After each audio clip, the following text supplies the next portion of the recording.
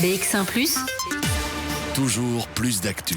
Voilà, c'est la page culture de Toujours plus d'actu. On va parler bande dessinée maintenant, bande dessinée et course à pied, parce que ça peut se mélanger. C'est en tout cas ce qu'a décidé de faire Églantine Chesneau, qui est avec nous. Églantine Chesneau, vous aviez fait une BD sur votre relation avec votre grand-mère. Là, cette fois-ci, vous faites une BD sur votre relation à la course à pied. Vous allez nous raconter pourquoi vous avez décidé un jour de courir le marathon de Paris.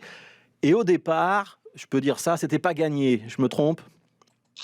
Non, c'est même plus que ça, c'est que j'étais une non-sportive confirmée, on va dire. Rien ne me prédestinait un jour à me mettre à courir ou simplement à me mettre à faire du sport. Je viens pas du tout d'une famille de sportifs, et puis j'avais aucun plaisir à faire un exercice physique. Et les choses sont venues comme ça, petit à petit, par concours de circonstances. Je me suis mise à courir un jour parce que j'avais froid. Et donc, j'étais dans la forêt et pour me réchauffer, j'ai commencé à courir un peu comme une enfant, comme ça, qui va se défouler. Et ça a commencé comme ça, et très curieusement, ça a continué. Alors, vous avez finalement fait le marathon de Paris. Comment est-ce que sont venues les choses ? Est-ce que vous avez d'abord décidé de raconter ça en BD ou d'abord décidé de faire le marathon ? C'est quoi l'ordre logique des choses ?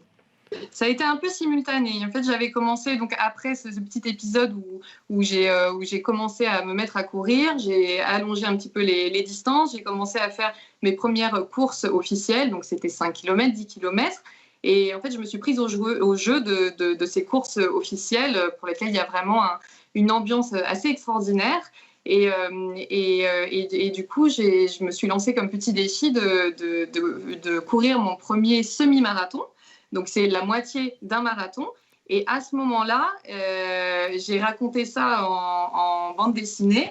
Et puis, le marathon est venu ensuite. Et j'ai voulu faire comme une espèce de carnet de bord, parce que je ne croyais pas du tout à la possibilité de réussir cette performance-là. Donc, je m'étais dit, je vais écrire des petits moments de vie pendant que je le prépare. Et puis, au pire, si j'y arrive pas, ça fera toujours des bonnes histoires de dessins à raconter. Ouais. Et ce que vous racontez, notamment, c'est que écrire une bande dessinée en l'occurrence, mais ça peut être un roman, et se préparer un marathon, c'est un petit peu la même chose. C'est-à-dire qu'on a des hauts, on a des bas, on a des trous, on a des d'angoisses de pages blanches. Il y a des moments où vous avez vraiment failli abandonner ou pas, ce projet ? Abandonner, non, ni la BD, ni le marathon, parce que c'est vraiment c'est des petites étapes comme ça qui vont les unes après les autres. Mais c'est en fait comme dans la vie, il y a plein de fois où on se décourage pour quelque chose. Est-ce qu'on est sur le point d'abandonner ? Pas forcément. Mais voilà, on met un pied l'un après l'autre et puis on continue. Mais c'est vrai que ces deux disciplines-là, au final, moi qui n'étais pas du tout voilà, comme je vous le disais, coureuse dans l'âme, je me suis rendu compte à quel point ces deux activités, mon activité professionnelle et cette activité physique-là, étaient intimement liées. Et finalement, ma BD, je l'ai écrite pendant que je courais. Donc, je partais comme ça pendant des heures pour m'entraîner à ce marathon. Et pendant que je courais, se faisait le fil du récit. Ouais. Alors, je voudrais quand même, on va voir quelques images. C'est pas très très clair parce qu'on est un petit peu loin de la caméra, mais on voit beaucoup de personnages. On voit votre aventure à vous. Et alors moi, il y a quelque chose qui me frappe dans ce récit, c'est qu'il y a à la fois un exercice solitaire et un exercice collectif. Je m'explique. C'est-à-dire que c'est une lutte contre soi-même, contre la souffrance, contre l'idée qu'on doit se dépasser.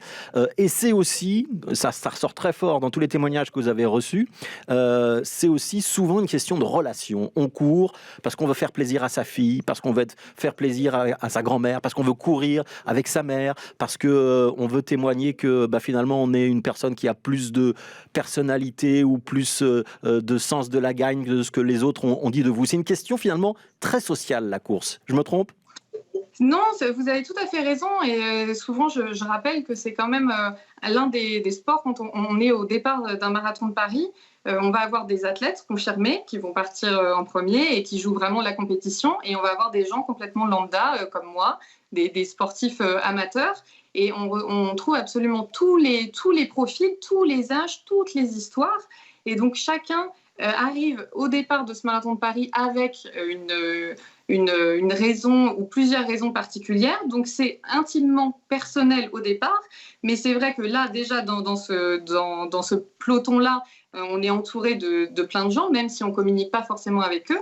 Et que dans les histoires personnelles de chacun, il y a forcément la relation à soi et à ses proches. Et c'est pour ça, d'ailleurs, qu'au départ, je pensais faire un livre raconter uniquement mon témoignage et que je trouvais ça extrêmement réducteur, tellement les histoires sont variées. C'est pour ça que j'ai fait appel à d'autres témoignages qui m'ont raconté leurs propres histoires. Ouais, donc il y a tous ces témoignages qu'on va retrouver, qui s'entremêlent dans votre récit personnel à vous. Il y a des choses très très poignantes. Il y a, par exemple, l'histoire d'une jeune femme, elle est atteinte par le cancer, elle est atteinte d'un cancer, elle va renoncer au marathon, mais il y a une sorte de communauté qui se crée autour d'elle. De toutes les histoires que vous racontez, c'est laquelle qui vous touche le plus? La détermination qui vous a semblé la plus touchante?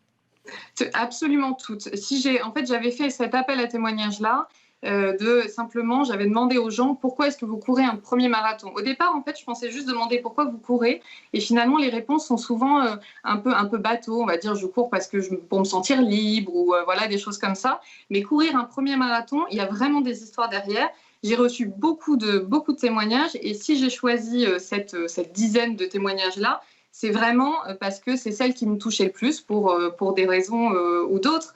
Et là, la jeune fille dont vous parlez, en plus, c'est merveilleux parce que ce projet-là m'a permis de rencontrer des gens que je n'aurais absolument pas rencontrés en temps normal.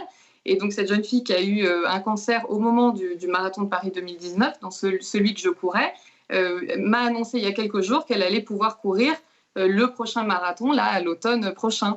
Donc, c'est aussi des histoires que l'on suit même après, en dehors du livre. Alors, je voudrais qu'on parle à l'instant du style de votre dessin. Je signale que vous avez fait des écoles d'art et qu'il y a une page qui est hilarante pour tous ceux qui font des études d'art ou qui connaissent des étudiants qui ont fait des études d'art. Je conseille cette page-là, c'est à peu près au tiers du récit. Je voudrais qu'on s'arrête sur la forme. Donc, il y a des pages très classiques dans la bande dessinée ou dans le roman graphique où on a ce mélange de dessin et de texte. Je signale quand même qu'il y a aussi un petit peu l'histoire du marathon qui est évoquée dans votre bande dessinée. Puis il y a des choses qui sont, au fur et à mesure, surtout vers la fin, beaucoup plus stylisées. Là, on est vraiment dans le marathon, on est derrière les coureurs et ça donne même une image très graphique comme celle-ci, par exemple. Moi, je suis frappé par la douceur de votre trait et de vos couleurs, cette ambiance un petit peu pastel. Comment est-ce que vous travaillez? Est-ce que c'est volontaire?